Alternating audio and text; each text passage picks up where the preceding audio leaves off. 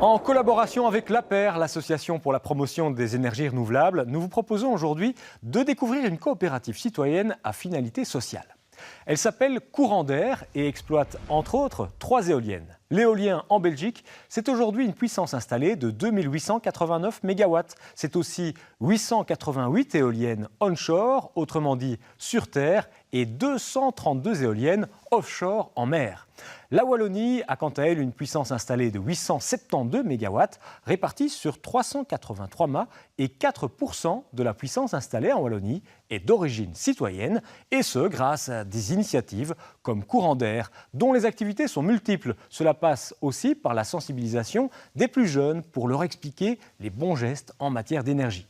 Il y a quelques semaines, la coopérative avait dressé ses tentes au pied des éoliennes de Wem pour accueillir des classes. C'est ce que vous allez voir dans ce reportage de Philippe Courteil et de Jugurtha Sahraoui.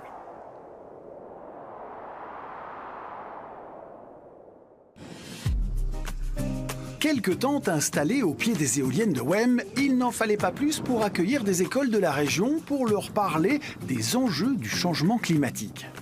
C'est une sensibilisation sur le thème des énergies renouvelables, de la production d'électricité et des enjeux climatiques.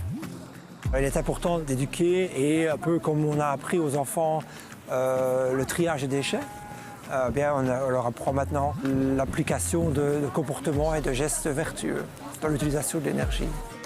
Et les membres de cette coopérative citoyenne à finalité sociale, appelée Courant d'air, ne se contentent pas de grandes phrases théoriques pour sensibiliser les enfants. Des petites expériences toutes simples valent souvent mieux qu'un long discours, comme pour expliquer la dilatation des océans suite au réchauffement climatique. On va remplir une carafe avec de l'eau froide, donc à température ambiante, disons les 15 degrés que les océans ont toujours connus, et on va ensuite la réchauffer artificiellement de l'extérieur avec de l'eau bouillante. Les enfants auront bien observé la hauteur de l'eau dans le col de la carafe au moment où elle est à 15 degrés et ils vont constater que le niveau va monter.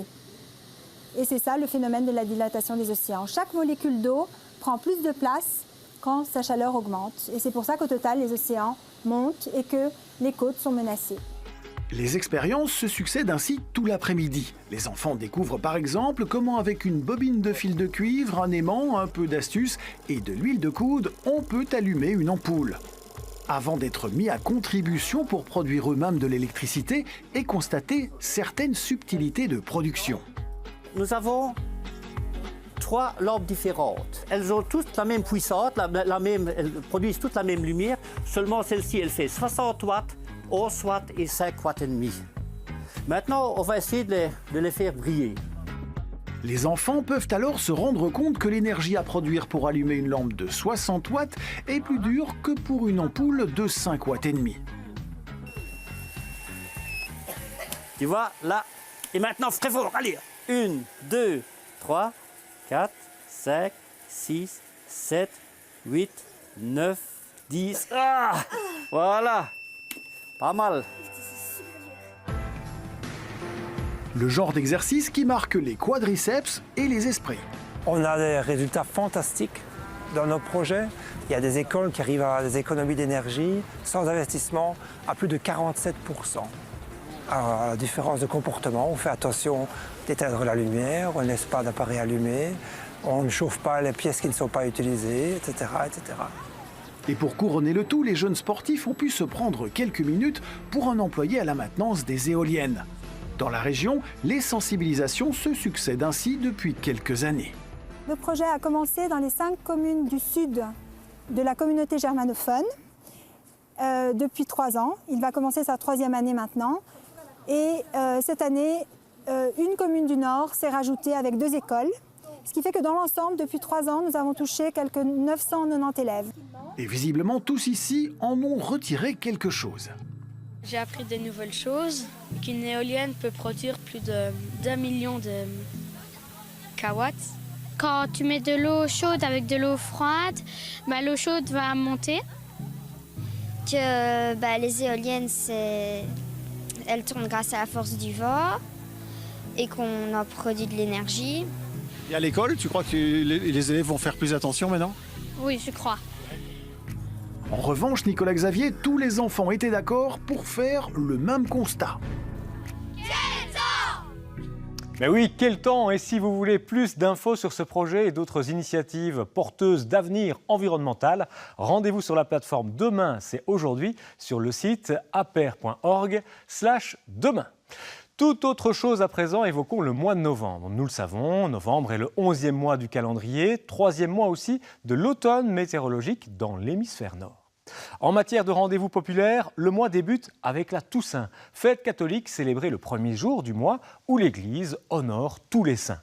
Un dicton nous dit à ce sujet, le mois de novembre est malsain, il fait tousser des saints. Petit jeu de mots ici avec l'expression tousser des saints qui évoque d'une part la Toussaint avec la ressemblance phonique du verbe tousser, qui suggère d'autre part l'arrivée du froid au mois de novembre qui favorise des maladies comme le rhume, ce qui est appuyé par ce dicton quand il dit que novembre est malsain. Mais un autre dicton nous dit « à la Toussaint commence l'été de la Saint-Martin », ce qui signifie que dans la période du 1er au 11 novembre, jour de la Saint-Martin, les températures ont souvent tendance à s'élever. L'espace de ces quelques jours, c'est l'été de la Saint-Martin, sorte d'été indien de nos contrées. Un autre dicton nous dit « à la Saint-Martin, bon de ta barrique, vigneron fume ta pipe, mets-loi au toupin et convie ton voisin ». Autrefois, la Saint-Martin était un jour où tous les excès étaient permis, car jusqu'au XIIIe siècle, la période située entre la fin novembre et le 24 décembre, était appelée le Petit Carême. Cette période de préparation religieuse servait de tremplin pour Noël, comme le carême pour Pâques. Ainsi, ce dicton préconise de bien profiter de la vie avant la période de restriction qui coïncide avec ce petit carême. Dans la même idée, on disait aussi « tue ton cochon à la Saint-Martin et invite ton voisin ». Enfin, un autre dicton évoquant les cochons nous dit « qui veut du mal à son voisin lui fait acheter un gouri de la Saint-Martin ». Le gouri, c'est un cochon en vieux français. Or, à cette période de l'année, les cochons nés durant l'automne étaient particulièrement difficiles à élever. Tout de suite, un point sur les couleurs du ciel avec notre bulletin.